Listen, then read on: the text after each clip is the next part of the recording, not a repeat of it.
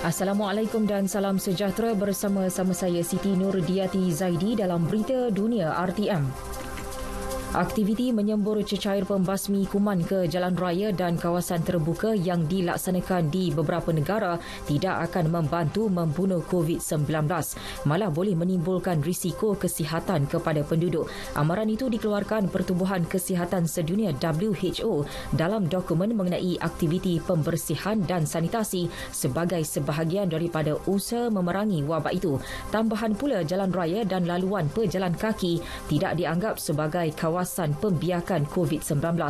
WHO juga tidak menggalakkan aktiviti penyemburan klorin atau cecair pembasmi kuman ke atas individu secara langsung dalam apa jua keadaan.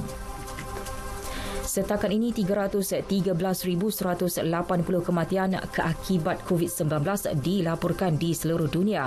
Manakala 4,719,044 kes positif dilaporkan di 196 negara dan wilayah. Menurut statistik yang dikeluarkan, Amerika Syarikat terus merekodkan angka kematian tertinggi dengan 88,730. Ini diikuti Britain 34,466, Itali 31,763, Spanyol 27,563 dan Perancis 27,625.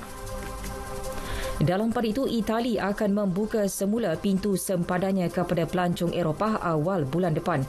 Negara tersebut turut membatalkan tempoh kuarantin mandatori selama 14 hari. Perdana Menteri Giuseppe Conte ketika mengumumkan perkara itu berkata, pusat kecergasan dan pawagam juga akan kembali dibuka kepada orang ramai tidak lama lagi. Itali mula membuka kembali semua kegiatan ekonomi secara berperingkat-peringkat pada masa sama, mengambil pendekatan berhati-hati bagi mengelakkan penularan gelombang kedua. Negara itu melaporkan jumlah kematian hampir 32,000 orang dengan 224,760 kes positif. Sementara itu, sekatan pergerakan yang lebih ketat dikuatkuasakan di Bandar Santiago, Chile selama seminggu. Ia selepas kes jangkitan baru meningkat 2 kali ganda dalam tempoh 10 hari lalu. Bandar itu merekodkan jumlah kes jangkitan kurang daripada 1,000 kes sehari bulan lalu. Namun angka itu meningkat kepada lebih 2,000 kes sehari. Pengumuman mengenainya dibuat Menteri Kesihatan Jaime Mañalich. Ia menyaksikan aktiviti 7 juta penduduk di bandar berkenaan dikurangkan sebanyak 85%. Mereka dibenarkan meninggalkan kediaman hanya untuk keperluan penting seperti mendapatkan bekalan makanan dan perubatan. Spanyol pula masih menunggu keputusan Parlimen untuk menyambung tempoh perintah berkurung yang dijadual berakhir 24 Mei ini kepada sebulan lagi. Jika diluluskan anggota Parlimen, perintah berkurung akan dikuatkuasakan sehingga akhir bulan depan. Ini dinyatakan Perdana Menteri Pedro Sanchez dalam siaran televisyen. Sejak 14 Mac, negara itu telah menyambung tempoh perintah berkurung sebanyak 4 kali. Spanyol merupakan antara negara yang merekodkan kes kematian tertinggi dengan 27,563 orang dan lebih 230,000 kes positif.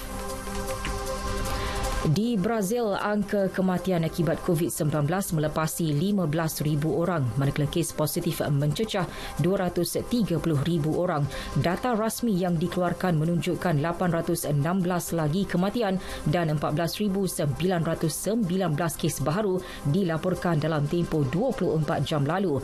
Ini menjadikan keseluruhan 15,633 kematian dan 233,142 kes positif direkodkan di negara Amerika Selatan itu. Di sebalik peningkatan itu, Presidennya Jair Bolsonaro menyelar tindakan beberapa gubernur yang mengenakan perintah berkurung. Tegasnya, penutupan perniagaan dan arahan untuk kekal berada di rumah tidak seharusnya sampai melumpuhkan ekonomi. Nepal melaporkan kes kematian pertama akibat COVID-19. Ia melibatkan seorang ibu berusia 29 tahun yang baru melahirkan bayinya.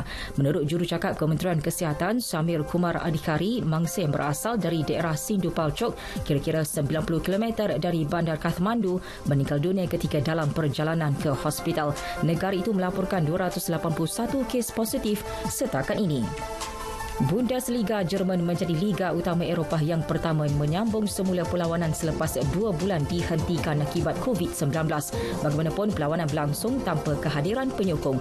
Dalam aksi awal pagi tadi, Borussia Dortmund menewaskan Schalke 04 dengan 4-0. Sekian berita dunia yang disunting oleh Haslinda Hassan dari Pusat Berita RTM. Assalamualaikum.